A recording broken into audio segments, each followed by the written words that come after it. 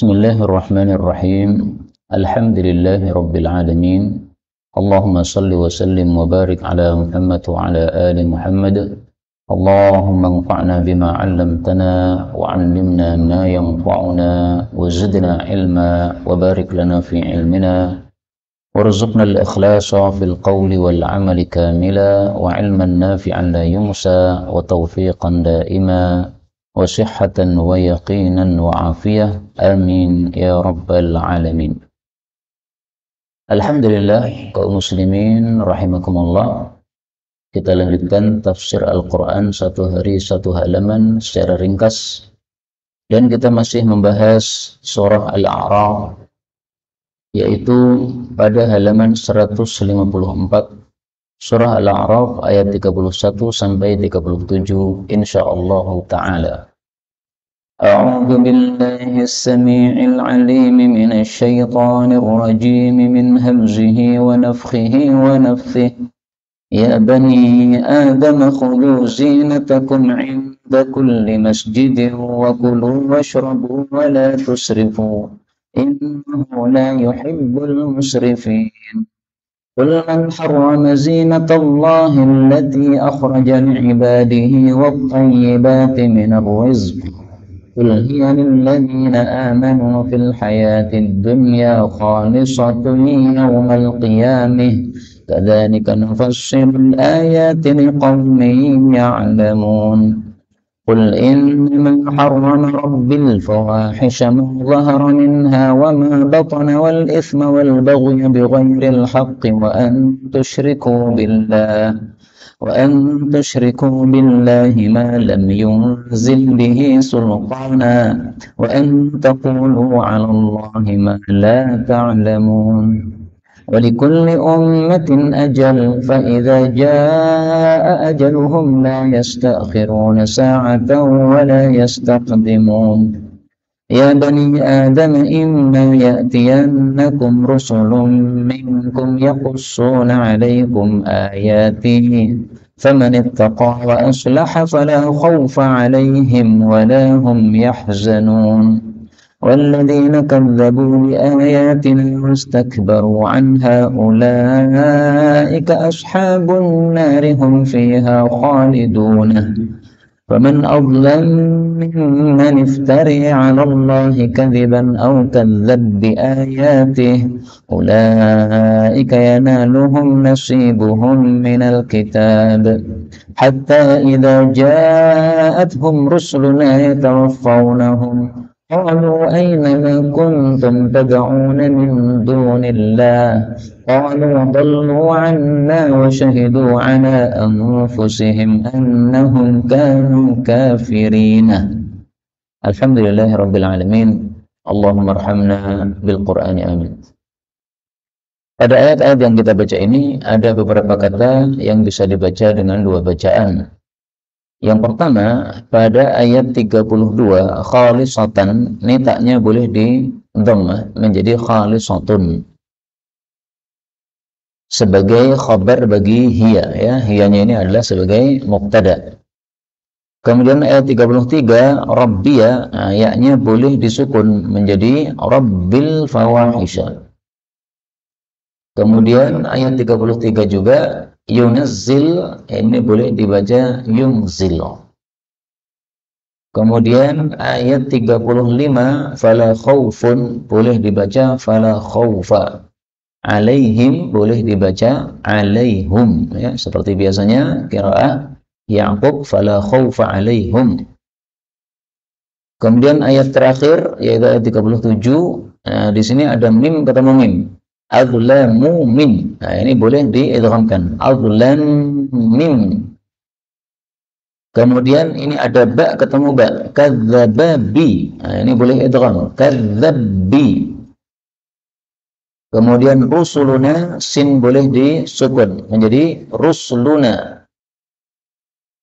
Kemudian kafirin, nah ini karena sebagai apa itu mudzakkar salim, jamak mudzakkar salim, maka boleh ditambahi hak sakat di sini, ya, kafirinah.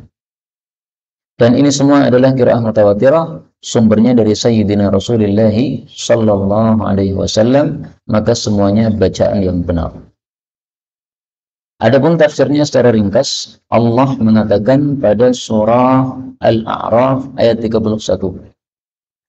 Ya Bani Adam, wahai Bani Adam, yaitu manusia, khudhu, ambillah, maksudnya pakailah, zinatakum, perhiasan kalian, maksudnya baju kalian, inda kulli masjid, pada setiap masjid, maksudnya pada setiap sholat, wa kulu, dan makanlah, washrabu, dan minumlah, wala tusrifu, dan janganlah kalian berlebih-lebihan, innahu, sesungguhnya Allah, la yuhibbu, tidak menyukai, al-musrifin, orang-orang yang suka berlebihan. Ayat ini termasuk ayat-ayat sababiyah. Ayat sababiyah, ayat yang ada sababnya. Kenapa muncul ayat ini?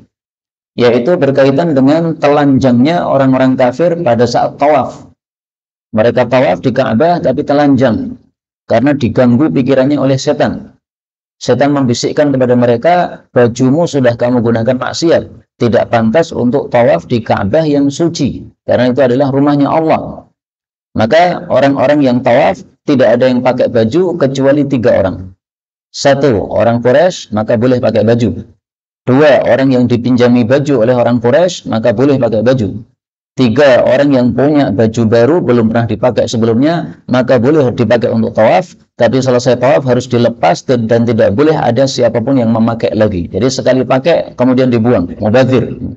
Nah, ini adalah kondisi masa jahiliyah. Maka Allah turunkan ayat ini mengingkari hal tersebut. Wahai Bani Adam, ambillah pakaian kalian, pakailah pakaian kalian pada saat setiap masjid, maksudnya setiap melakukan salat, dan tawaf itu termasuk ibadah salat atau seperti ibadah salat. Apa dalilnya bahwasanya tawaf itu seperti ibadah salat? Dalilnya sabda Rasulullah sallallahu alaihi wasallam. Rasulullah mengatakan, innamat tawafu, tiada lain tawaf itu, atau at-tawafu bil baiti, tawaf di Ka'bah itu, salatun, seperti salat. Walakin Allah ahalla fihi al-mantiq, tetapi Allah bolehkan padanya bicara. Faman nataqa, maka siapa yang bicara, fala yantiq illa bi khair, jangan bicara saat tawaf kecuali kebaikan-kebaikan. Hadis riwayat Tabarani sahih. Nah, ini sebab nuzulnya ayat ini. Kemudian kita ambil beberapa faedah. Ya. Faedah yang pertama, khudhu zinatakum, ambillah perhiasan kalian. Ini asalnya yang dimaksud baju karena orang-orang tidak pakai baju. Tapi kemudian para ulama katakan segala yang termasuk berhias ketika akan salat masuk di sini. Misalnya apa? Bersiwak. Nah, ini termasuk berhias. Karena orang ketika bersiwak maka mulutnya jadi bersih, berarti sudah berhias dia. Karena akan bicara membaca ayat Quran, ini harus memuliakan Quran yang muncul pada mulut kita, dibersihkan dulu. Demikian juga termasuk perhiasan adalah kita memakai tip atau parfum. Nah, maka disunnahkan sebelum salat menggunakan parfum. Sebisa mungkin di rumah kita selalu ada parfum. Maka 5 kali kita ke masjid salat jamaah, kita pakai parfum tersebut dalam rangka mengamalkan ayat ini. Khudhu zinatakum. Kemudian para ulama mengatakan ayat ini menunjukkan bahwasanya makan minum hukum asalnya boleh, kecuali kalau disertai dengan tusrifu, melampaui batas. Nah, baru tidak boleh. Jadi makan minum itu tidak ada batasan berapa kalinya, yang penting tidak melampaui batas. Maka orang Jawa makan 3 kali nggak ada masalah. Meskipun orang Arab zaman dulu makannya cuma 2 kali, ya, pagi sama sore saja.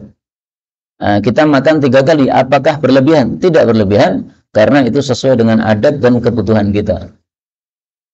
2 hal yang tidak boleh dilakukan dalam makan minum, sebagaimana sabda Nabi Sallallahu Alaihi Wasallam. Beliau mengatakan, kulu washrabu wa tasaddaqu walbasu. Makanlah, minumlah, sedekahlah, berpakaianlah, fi ghairi israfin, yang penting tidak israf, tidak berlebih-lebihan, wala makhilah, juga tidak sombong. Jadi 2 ini yang nggak boleh. Makan sombong, jadi beli sengaja yang mahal-mahal untuk menampak-nampakkan saya mampu beli kayak begitu, sehingga orang menganggap bahwa dia orang kaya raya. Nah, ini seperti ini tidak diperbolehkan. Silahkan beli yang mahal, tapi dalam rangka bukan untuk kesombongan, tapi memang membutuhkan kepada makanan tersebut, silahkan. Hadis riwayat Ibnu Majah sahih.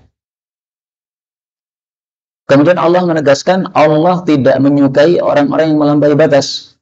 Yang dimaksud melampaui batas adalah yang melanggar batasan-batasan hukum halal haram dari Allah. Ini diharamkan, dilanggar, melampaui batas. Ini yang halal malah diharamkan atau tidak mau memakannya, menganggap bahwa itu jelek. Nah, ini juga melampaui batas. Maka masalah makan, masalah minum, kalau melampaui batas, Allah tidak menyukai. Tapi melampaui batas tidak hanya pada makan minum. Dalam hadis yang lain Rasulullah bersabda, fil wudu'i israf. Di dalam wudu ada melampaui batas. Wa fi kulli syai'in israf. Pada segala sesuatu ada melampaui batas. Maka jangan melampaui batas. Tapi hadis ini memang derajatnya mursal, dan hadis mursal itu diperselisihkan, ada yang memakainya, ada yang tidak memakainya. Ayat 32, Allah mengatakan, qul, katakanlah wahai Nabi, man siapakah harrama, yang telah mengharamkan zinatallahi, perhiasan Allah. Maksudnya perhiasan yang sudah diciptakan oleh Allah, baju dan sebagainya.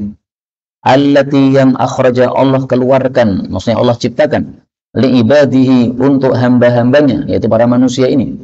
Wattayyibati, dan juga barang-barang yang baik, maksudnya yang halal, minar rizqi, dari rizqi. Qul, katakanlah, hiya, dia, yaitu barang-barang tadi, lilladina amanu, diciptakan untuk orang-orang beriman, fil hayatid dunya, di dalam kehidupan dunia. Khalisatan, dalam keadaan murni atau khusus bagi orang-orang beriman, yaumal qiyamah, besok di hari kiamat.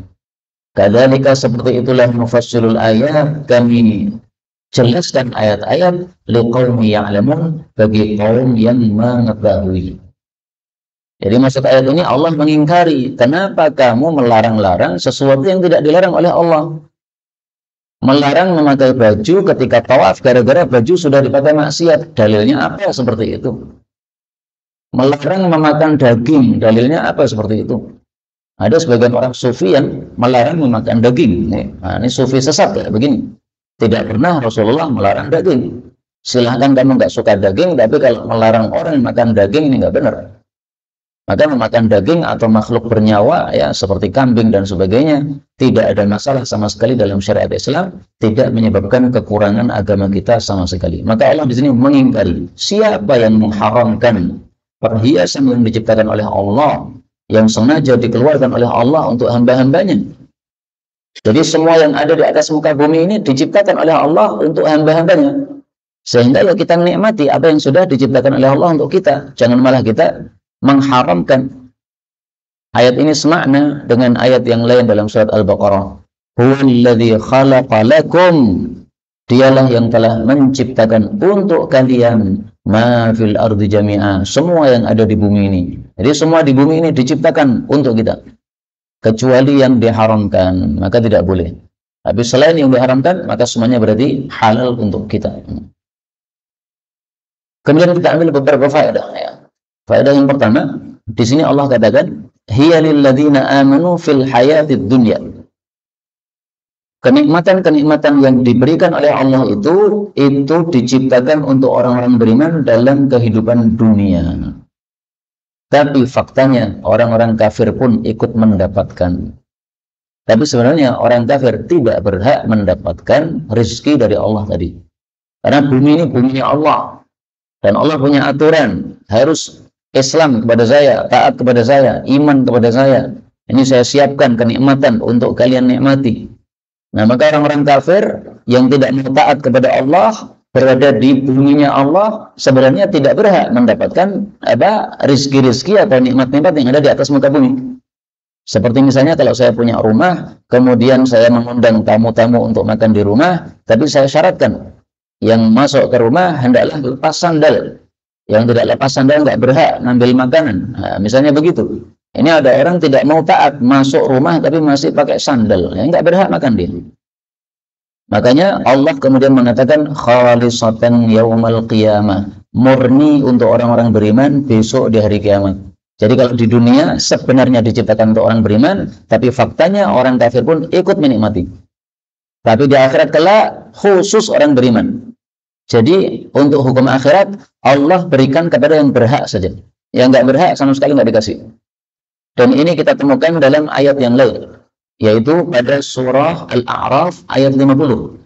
Innallaha harramahuma 'alal kafirin. Sesungguhnya Allah mengharamkan keduanya, yaitu makanan dan minuman bagi orang-orang kafir yang ada di neraka. Jadi ini kisahnya orang kafir melihat kenikmatan surga yang ada di atas. Maka mereka minta, tolong dong diteteskan minuman sedikit, kami kehausan di sini, kepanasan. Nah, orang ahli surga yang di atas yang menikmati surga melihat orang kafir merengek-rengek, mereka jawab Allah haramkan, sehingga kami nggak akan teteskan kepada antum, nggak akan. Ayat 33, qul katakanlah wahai Nabi, innama sesungguhnya tiada lain, harama Allah mengharamkan Rabbiya Rabbku, yaitu Allah, al-fawahisha perbuatan-perbuatan keji, ma zahara baik yang tampak, minha darinya, wa ma batan dan yang tidak tampak, wal isma dan dosa, wal baghya dan zalim, bi ghairil haqqi tanpa kebenaran, wa an tusyriku billah dan bahwasanya kalian mensekutukan terhadap Allah, ma lam yunzil bihi apa-apa yang Allah tidak turunkan dengannya, sultanan hujjah atau bukti atau dalil, wa an taqulu dan bahwasanya kalian berkata alallahi atas nama Allah, ma la ta'lamun sesuatu yang kalian tidak mengetahuinya. Jadi maksudnya yang diharamkan oleh Allah itu adalah yang ini. Yang bukan termasuk daftar haram jangan diharamkan. Baju apakah masuk di sini? Enggak. Maka jangan mengharamkan baju. Al-fawahish yang pertama diharamkan oleh Allah, perbuatan keji. Apa definisi fawahish? Fawahish adalah ma'azuma qubhuhu, perbuatan yang sangat besar, sangat dahsyat kejelekannya, sehingga semua agama itu menilai jelek. Contohnya maling, nggak ada agama manapun menganggap maling itu baik, nggak ada. Contoh lagi zina, nggak ada agama manapun menganggap zina itu apa? Baik. Karena zina berarti kita merebut hak milik orang lain. Maka termasuk fawahish adalah zina. Ma zahara yang tampak, wa ma batan dan yang tidak tampak. Nah, zaman dulu zina memang ada dua macam. Zina yang tampak, orang-orang pasang bendera di depan rumah. Ini tanda kami menerima tamu laki-laki hidung belang. Nah, itu berarti apa? Tampak, terang-terangan. Adapun yang batan, yang tidak tampak adalah seseorang punya gundik. Sudah punya istri, tapi punya istri yang lain, tapi tidak sah. Nah, itu namanya batan. Semuanya tidak boleh. Selingkuhan, nggak boleh. Kemudian isma, dosa, baghya, zalim. Bedanya apa? Kalau isma itu adalah dosa untuk pribadi sendiri. Melihat yang haram, nah itu ism. Nggak ada kaitannya dengan orang lain. Tapi kalau mencuri barang orang, nah ini masuknya baghya. Kenapa? Berkaitan dengan orang lain. Ada barang milik orang lain diambil, nah ini baghya. Menuduh orang lain, ini baghya. Mengejek orang lain, ini baghya. Mendolimi orang lain, baik hartanya atau nyawanya atau badannya atau kehormatannya, itu semuanya baghya. Semuanya dilarang. Dan dolim kepada orang lain termasuk dua yang disegerakan hukumannya di dunia. Rasulullah bersabda, babani mu'ajjalani uqubatuhuma fid dunya. Dua pintu disegerakan hukumannya di dunia. Yang pertama al-baghyu, zalim, wal uquq, dan durhaka kepada orang tua, hakim syah. Dan itu hati-hatilah kita sebagai anak, jangan durhaka kepada orang tua. Durhaka bagaimana? Tidak taat kepada orang tua, tidak patuh kepada orang tua, tidak ta'zim atau hormat kepada orang tua, itu namanya durhaka. Maka minimal supaya kita tidak termasuk anak yang durhaka kepada orang tua, minimal setiap hari kita doakan orang tua kita sebagai ta'zim kepada mereka, Rabbighfirli wa liwalidayya warhamhuma kama rabbayani shaghira. Kemudian yang dilarang juga syirik. Nah, ini jelas dosa terbesar. Kemudian yang dilarang juga adalah berkata atas nama Allah sesuatu yang kalian tidak tahu, yaitu tanpa dasar dalil. Contohnya apa? Mengatakan Allah punya anak, Allah punya istri. Misalnya pada surat An-Nisa ayat 171, wala taqulu thalatha. Jangan mengatakan Tuhan ada tiga. Nah, mengatakan Tuhan ada tiga, ini berarti termasuk mengatakan sesuatu atas nama Allah yang tidak diketahui dasarnya. Demikian juga contohnya surat Al-An'am ayat 100. Wa ja'alu lillahi syuraka'al jinn. Mereka menjadikan bagi Allah sekutu-sekutu dari kalangan jin. Artinya mereka menyembah jin sebagaimana menyembah Allah. Wa khalaqahum, padahal Allah yang menciptakan jin. Wa kharraqu lahu, atau dibaca wa kharraqu, dua qiraat. Dan mereka membuat-buat bahwasanya Allah punya anak-anak laki-laki, punya anak-anak perempuan. Bi ghairi ilmin, tanpa ilmu, memang itu. Ini tingkahnya Yahudi sama orang-orang musyrik. Yahudi mengatakan Uzair putranya Allah. Juga Nasrani mengatakan Isa putranya Allah. Kalau orang-orang musyrik, mereka mengatakan malaikat-malaikat putrinya Allah. Nah, maka Allah katakan di sini banina wa banatin. Ada yang mengatakan Allah punya anak laki-laki, ada yang mengatakan Allah punya anak perempuan. Ini semuanya contoh-contoh ngomong atas nama Allah sesuatu yang tidak diketahui dasarnya. Kemudian Allah mengancam, walikulli ummah, dan untuk setiap umat itu ada ajalun, ada ajalnya, yaitu waktu matinya. Fa'idha ja'a, maka apabila telah datang ajaluhum, ajal mereka, la yastakhirun, mereka tidak akan bisa minta mundur sesaat pun atau sedikit pun, wala yastaktimun, dan tidak bisa minta maju. Jadi maksudnya masing-masing umat ada waktu matinya. Kalau sudah mati, nanti mempertanggungjawabkan apa yang dilakukan di dunia. Maka ayat ini berita tapi berupa ancaman. Kalau kamu melakukan apa yang dilarang tadi pada ayat 33, maka hati-hati. Setelah mati, kamu akan dihukum oleh Allah Subhanahu wa Ta'ala sesuai amal yang dilakukan. Yang dimaksud umat ini adalah generasi, atau dalam bahasa Arabnya itu qarnun. Apa sih generasi itu? Generasi itu adalah setiap 100 tahun. Itu dianggap satu generasi. Jadi dari 1 Hijriah sampai 100 Hijriah, satu generasi. 101 sampai 200, ini satu generasi lagi. Nah, masing-masing generasi ada ajalnya. Generasi sahabat sudah wafat, generasi tabi'in sudah wafat, generasi tabi'un tabi'un sudah wafat. Generasi orang-orang tua kita di masa Soekarno sudah wafat. Orang-orang tua di masa Soeharto sudah wafat. Nah, sekarang tersisa orang-orang yang usia-usia seperti kita ini, nanti akan wafat juga.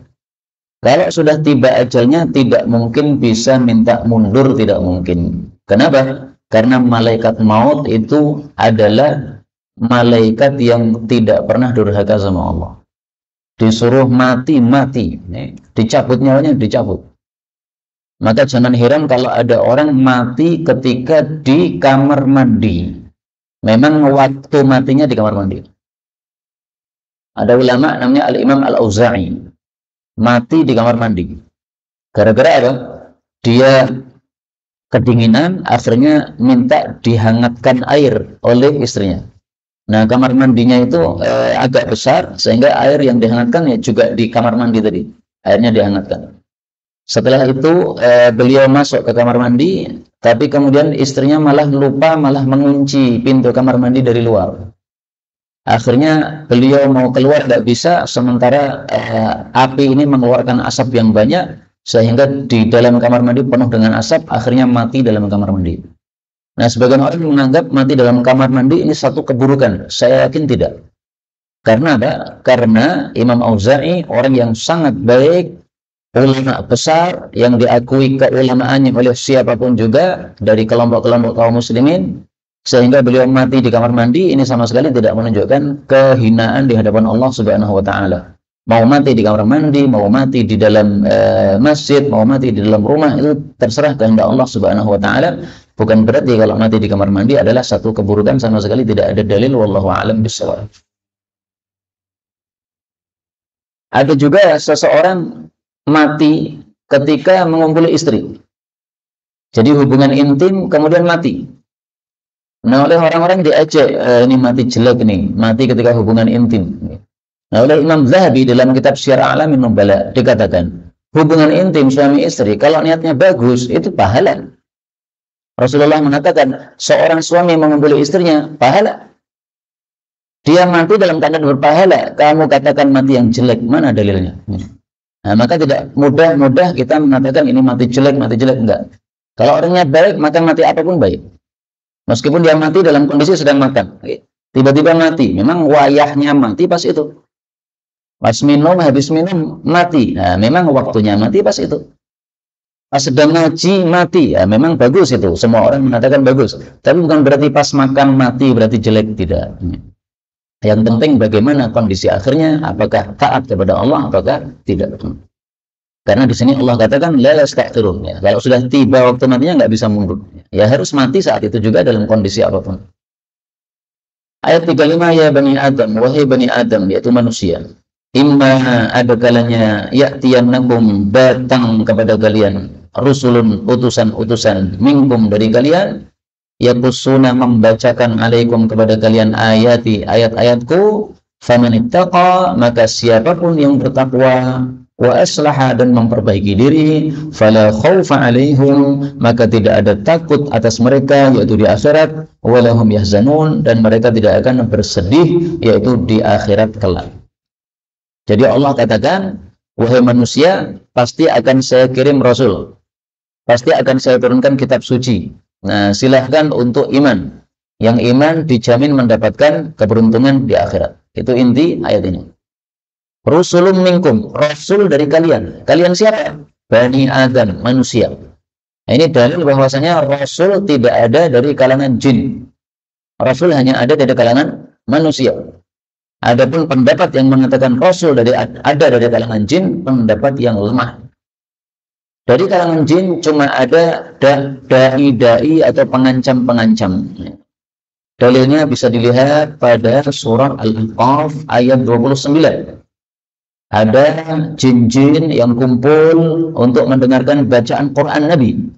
Maka tatkala mereka datang, mereka mengatakan, ansitu, diam semua. Ini Nabi Muhammad lagi baca Quran dalam salat subuh. Falamma qudiya, tatkala sudah selesai salatnya, wallau ila qaumihim mungdirin, mereka balik kepada kaumnya, yaitu kaum jin, sebagai pengancam-pengancam. Nah, maka dari kalangan jin cuma ada mungdir, tidak ada rasul. Rasul hanya dari kalangan manusia. Ini dalilnya rusulun minkum. Minkum yaitu manusia. Kemudian yang dimaksud ittaqwa, bertakwa, itu adalah menghindari yang haram. Adapun aslaha, memperbaiki diri, maksudnya melakukan perintah Allah Subhanahu wa taala. Jadi Allah itu aturannya kan cuma dua kan? Ada kalanya larangan, ada kalanya perintah. Larangan harus dihindari, itulah yang disebut ittaqwa. Perintah harus dilakukan, itulah yang disebut aslaha.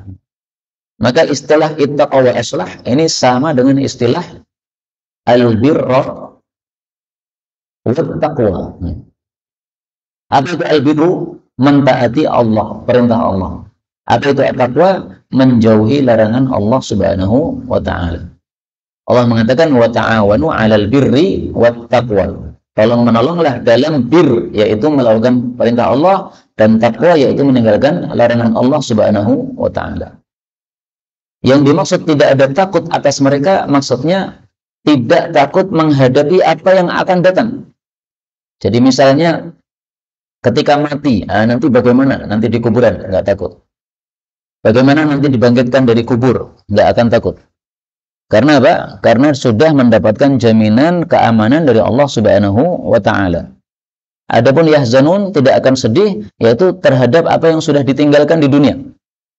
Mati kemudian ke alam akhirat. Nah, meninggalkan di dunia ada anak, ada istri, nggak akan takut, nggak akan sedih. Jadi tafsiran tidak takut, tidak sedih itu dalam ayat-ayat yang lain sama dengan ayat di sini, yaitu tidak takut terhadap apa yang akan datang dan tidak sedih terhadap apa yang sudah terlewat atau yang ditinggalkan di dunia. Kemudian ayat 36.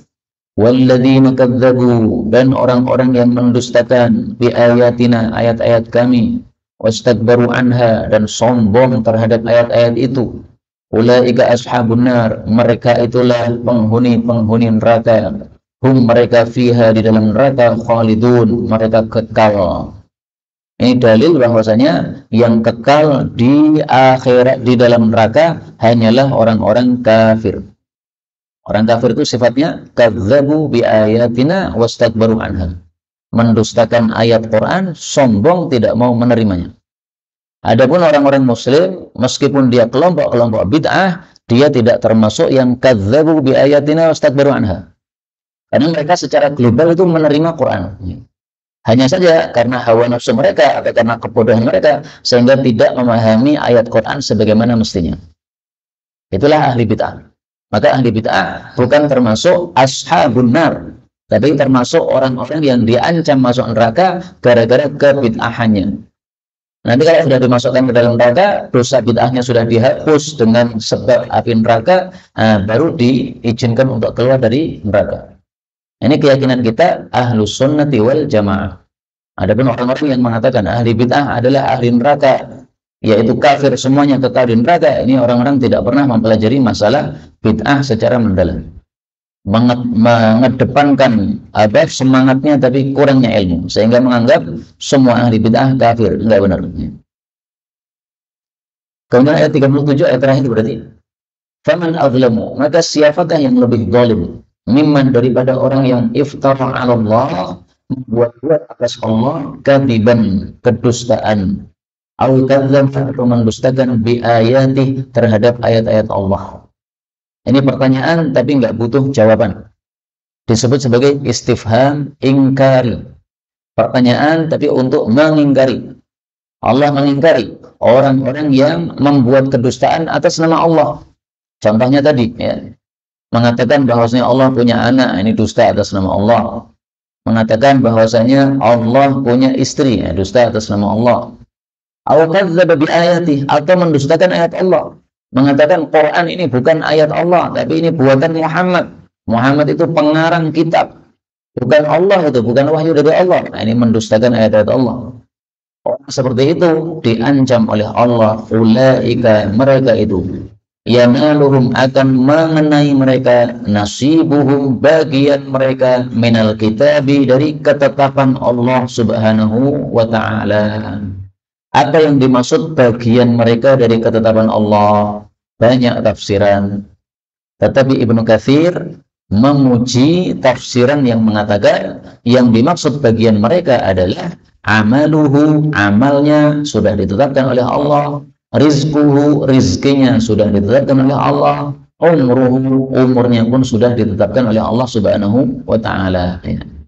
Jadi orang-orang seperti itu sama dengan kaum muslimin. Mereka sudah ditetapkan rezekinya berapa, usianya berapa, amalnya apa. Sehingga jangan heran kalau mereka dikasih 1000 dalil nggak mau beriman. Kenapa? Sudah ditetapkan oleh Allah sejak dalam perut ibunya sebagai calon penghuni neraka, sebagai orang kafir. Maka mereka sudah yanaluhum nasibuhum minal kitab. Sampai kepada mereka bagian mereka dari ketetapan Allah subhanahu wa ta'ala. Maka tetap akan kafir. Kafirnya sampai kapan?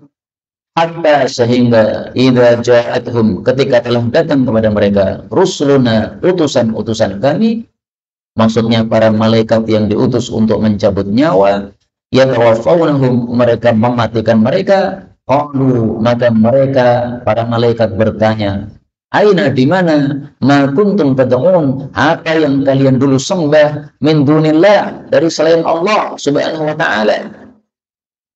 Jadi orang-orang seperti itu, kafir itu mereka ketika akan mati didatangi oleh para malaikat maut, maka diejek oleh para malaikat maut. Dulu kamu menyembah selain Allah, katanya bisa menyelamatkan. Sekarang kami sudah bertugas untuk mematikan kamu. Mana yang kalian sembah? Katanya bisa menyelamatkan. Kok tidak bisa menyelamatkan? Dan kata ini, rusuluna, utusan-utusan kami mewafatkan mereka. Berarti yang mematikan itu tidak hanya satu orang. Jadi bisa dikatakan malaikat maut itu pentolannya, yaitu malaikat maut satu orang. Tetapi dia punya bala tentara.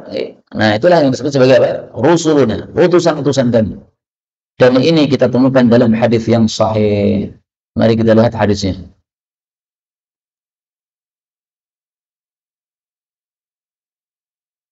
Rasul sallallahu alaihi wasallam bersabda, idza hudiral mu'min, apabila orang beriman sudah sakaratul maut, atau datang kepadanya malaikatur rahmah, beberapa malaikat rahmat. Nah, beberapa, berarti banyak. Jadi malaikat maut satu yang mencabut, tetapi dia punya rombongan. Ya. Malaikat-malaikat rahmat yang menyertai dia kalau dia orang beriman. Kalau orang kafir ya beda lagi malaikatnya. Membawa apa malaikat-malaikat rahmat ini? Bihari rotin bayudha, dengan sutra warnanya putih. Jadi ini sutra kafan dari surga, disiapkan untuk menjemput nyawa orang mukmin yang mati. Kira-kira nyaman atau tidak ya? Nyaman sekali. Okay? Makanya kalau ada orang mukmin mati melihat ada malaikat-malaikat rahmat bawa kain kafan putih dari surga, mereka langsung nyawanya keluar. Sementara keluarganya pengen dia tetap hidup, malah dianya pengen mati. Karena tahu kalau saya mati disambut malaikat rahmat. Karena itu teori saya, panjenengan manut ada setuju atau tidak terserah. Teori saya, kalau ada orang mati sedih nggak apa-apa, tapi jangan terlalu sedih. Kenapa? Kalau dia matinya iman, Islam, bagus, itu sudah mendapatkan kenikmatan di hadapan Allah. Ngapain kita susah sementara dia senang? Dia disambut oleh hariratin bayda. Jadi ketika saudara kita mati dan mukmin bagus, maka kita bayangkan saja ini nyawanya keluar disambut oleh malaikat yang bawa sutra putih. Malaikat mengatakan ukhruji radiyatan mardiyan anki, keluarlah kamu wahai nyawa dalam keadaan ridha dan diridhai oleh Allah, ila ruhin wa raihan, akan mendapatkan kerahmatan dan raihan, yaitu sesuatu yang wangi, wa rabbin ghairi ghadban, dan pemelihara yang tidak akan marah kepada engkau. Maka nyawa pun keluar seperti paling wanginya bau minyak wangi misik. Nah, bau minyak wangi misik ini tidak selalu tercium oleh manusia. Ini karena adalah gaib, sehingga wanginya wangi gaib. Malaikat-malaikat bisa mencium bau wangi ini, tapi kita manusia tidak bisa mencium bau wanginya. Hanya saja kadang-kadang Allah tampakkan kepada manusia, ini ada jenazah, sementara tidak ada yang bawa parfum, ini bau semerbak wangi kemana-mana, ini berarti disingkap oleh Allah Subhanahu wa Ta'ala.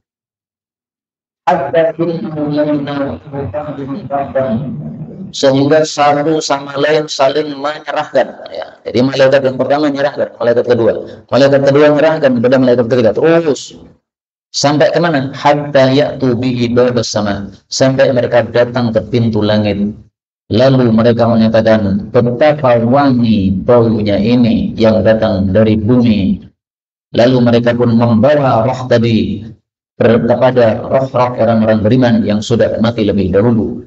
Maka roh orang beriman sangat bahagia ketika menyambut kedatangannya, lebih bahagia daripada seseorang menyambut saudaranya yang sudah lama pergi, yang kemudian datang kepadanya.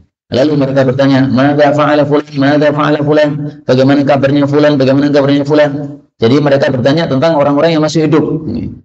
Nah, jadi ada dialog antara roh dengan roh. Roh yang baru saja mati dengan roh yang sudah mati sebelumnya, saling dialog antara mereka, saling berjumpa. Nah, kemarin beberapa hari yang lalu Ustaz Aris Munandar wafat. Ini termasuk guru kita, pengajar di masjid-masjid kota Solo. Beliau usia 51 wafatnya. Ya. Maka insya Allah termasuk yang seperti ini. Bertemu dengan rohnya orang-orang yang lain, ya, ketemu dengan rohnya Ustaz Mu'in dan sebagainya. Nah, kemudian tanya, gimana kabarnya Abu Zaidan, gimana? Nah, mungkin begitu. Apa? Ya. Kemudian Allah Subhanahu wa Ta'ala melanjutkan, mereka mengatakan, ballu anna, sesembahan-sesembahan kamu telah lenyap dari kami, wa syahidu ala anfusihim, dan mereka mengakui terhadap diri mereka sendiri, annahum kanu kafirin, bahwasanya mereka dulu memang kafir kepada Allah Subhanahu wa Ta'ala. Jadi mengakunya kafir ketika sudah berjumpa dengan malaikat maut. Ini nggak ada gunanya. Seandainya mereka mengaku kafir, kemudian ingin memperbaiki diri, masuk Islam sebelum mati, itu ada gunanya. Tapi kalau sudah malaikat maut menjemput, nggak ada gunanya sama sekali. Karena itu kita bersyukur kepada Allah, sudah dipilih oleh Allah menjadi orang-orang Muslim, sudah kita tetap mati dalam keadaan Islam. Marilah kita jaga amal-amal baik kita, jangan ditinggalkan sedikit pun, karena siapa yang menjaga amal baik, insya Allah mati husnul khatimah. Amin ya rabbal alamin, walhamdulillahi rabbil alamin.